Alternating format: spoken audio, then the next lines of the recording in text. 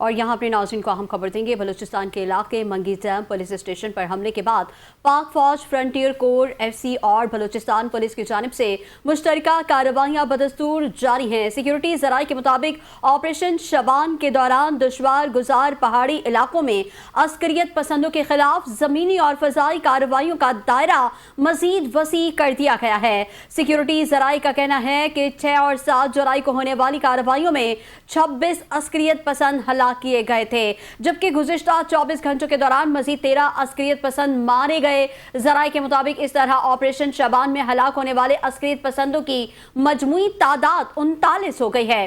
Security ذرائع کے مطابق خوزدار کے زیدی علاقے میں آج صبح پولیس اسٹیشن پر ہونے والے حملے کو بروقت کارروائی کے ذریعے ناکام بنا دیا۔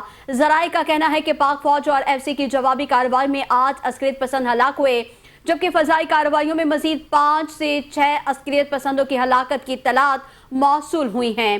سیکیورٹی ذرائع کے مطابق 5 جولائی سے جاری آپریشن شبان اور دیگر انٹیلیجنس کی بنیاد پر کی جانے والی کارروائیوں میں مجموعی طور پر 75 عسکریت پسند ہلاک کیے جا چکے۔ آزاد ذرائع سے ان اعداد و شمار اور دعووں کی فوری طور پر تصدیق نہیں ہو سکی، جبکہ متعلقہ حکام کی جانب سے کارروائیاں جاری رکھنے کے عزم کا اظہار بھی کیا گیا ہے۔ اس بارے میں مزید بات کریں گے، ہمارے ساتھ موجود ہیں پروگرام اینکر ختیجہ راٹھور۔ ختیجہ، کیا کہیں گی آپ؟ جی بالکل شہزادی، جس طریقے سے آپ نے کہا کہ 5 جولائی کو جو ہے وہ آپریشن کیا گیا، تو اس وقت جو پاک فوج ہے وہ متحرک ہے۔ 24 گھنٹوں کے دوران 13 خوارج جہنم واقع کیے جا چکے ہیں۔ اس سے پہلے بھی ہم نے دیکھا تھا کہ کوئٹہ پہ جب دھماکہ کیا گیا تھا، بلوچستان میں جب کارروائی کی گئی تھی، تو جو پمپنگ اسٹیشن ہے جہاں سے پانی فراہم کیا جاتا تھا، وہاں پہ چیک پوسٹ کو نشانہ بنایا گیا تھا، جس سے کئی پولیس اہلکار جو ہے ایس ایچ او سمیت شہید ہوئے تھے۔ اور اس سے پہلے بھی یہ واضح کیا گیا تھا D G I S P R کی جانب سے، جب حال ہی میں پریس کانفرنس ہوئی تھی، ان کا مزید کہنا تھا کہ اس کا بدلہ لیا جائے گا اور ایسا نہیں ہو سکتا کہ آپ ہمارے بچوں کو مارے اور ہم ان سے بات کریں، اور اس طرح کے جو آپریشنز ہیں وہ کنڈکٹ کیے جائیں گے۔ اس سے پہلے بھی یہ بات چیت ہو رہی تھی کہ نیشنل ایکشن پلان پر فلی عمل درآمد کیا جائے۔ جس طریقے سے بلوچستان میں دہشت گردی کی جا رہی ہے، اس کی کڑیاں کراچی میں جو رینجرز کیمپ تھا جہاں پہ حملہ کیا گیا تھا اس سے مل رہی ہیں۔ اس سے پہلے بھی افغانستان کی سرزمین جو ہے وہ پاکستان کے خلاف استعمال ہوتی رہی ہے، اور اب افغانستان جو ہے وہ بھارت کی پراکسی بن چکا ہے۔ افغان طالبان جو کہ فقہ خوارج ہیں وہ پاکستان میں دہشت گردی پھیلا رہے ہیں، اور جس طریقے کی کارروائیاں کی جا رہی ہیں پاک فوج کی جانب سے، متعدد کارروائیاں جو ہیں وہ اس وقت بھی جاری ہیں۔ جی اچھا ختیجہ، سیکیورٹی ذرائع کے مطابق خوزدار کے جو زیدی علاقے میں آج صبح پولیس اسٹیشن پر جو ہونے والا حملہ تھا اس کو بھی جو ہے بروقت کارروائی کر کے ناکام بنا دیا ہے، اس بارے میں بھی بتائیے گا۔ دیکھیں، بالکل اس وقت جو ہماری افواج ہے وہ بالکل الرٹ ہے۔ اس سے پہلے ہی دہشت گردی کی حملوں نے واضح بتا دیا تھا۔ آپ کو یاد ہوگا کہ افغانستان کے ایک person D T V channel پہ بیٹھے ہوئے تھے، اور ان کا یہ کہنا تھا کہ پاکستان میں جو ہے وہ سوسائڈ بامرز ہم لے کر آئیں گے۔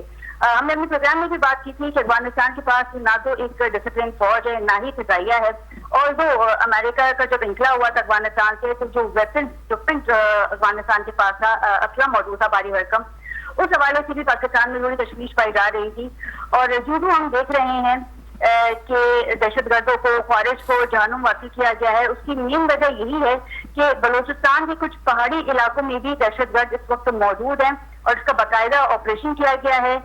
کے پی کے بھی کچھ علاقے جو ہیں وہ اس سے متاثر ہو رہے تھے، لیکن اس وقت کیونکہ بلوچستان میں یہ کارروائی کی گئی ہے 24 گھنٹے کے دوران، مزید 13 خوارج کو جو ہے وہ جہنم واقع کیا ہے۔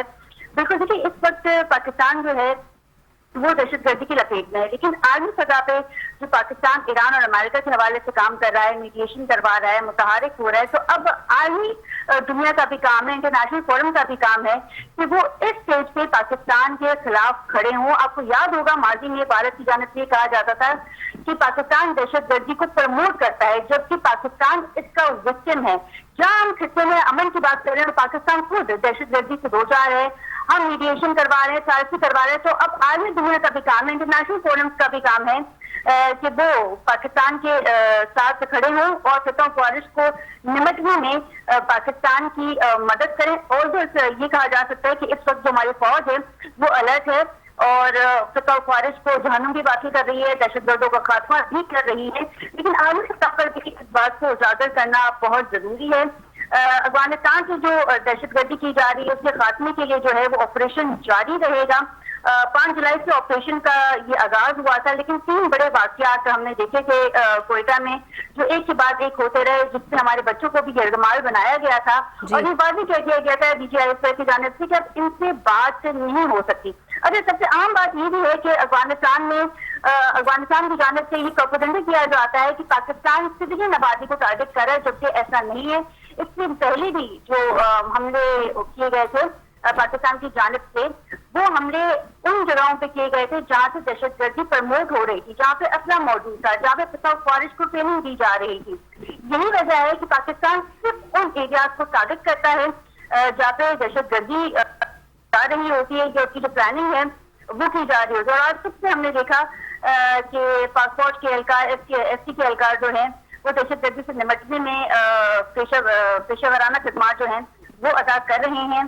5 जुलाई से जो है इसका सिलसिला शुरू हुआ था और वो माजी में भी इस तरह के ऑपरेशन किए जाते रहे हैं, लेकिन फिर बात वही आ जाती है कि नेशनल एक्शन प्लान पर फुली वो अमल किया जाए। ACS का हमला था जिसमें हमारे बच्चे शहीद हुए थे, उसके बाद से इसमें मजीद तेजी आई थी, लेकिन बीच में हमने देखा कि हुकूमती मसाइल की वजह से इसको इस तरीके से फॉलो नहीं किया गया, जिससे कई सारे जो जराए हैं वो ये बताते हैं यही वजह है कि दहशतगर्दी जो है वो पाकिस्तान में आ रही थी। लेकिन अब दो पाक फौज की जानिब से ये कहा गया है कि पिशावर फौज को जहन्नुम वासिल किया जाएगा और इन लोगों से अब बात नहीं हो सकती। ठीक है खतीजा, बहुत शुक्रिया आपका।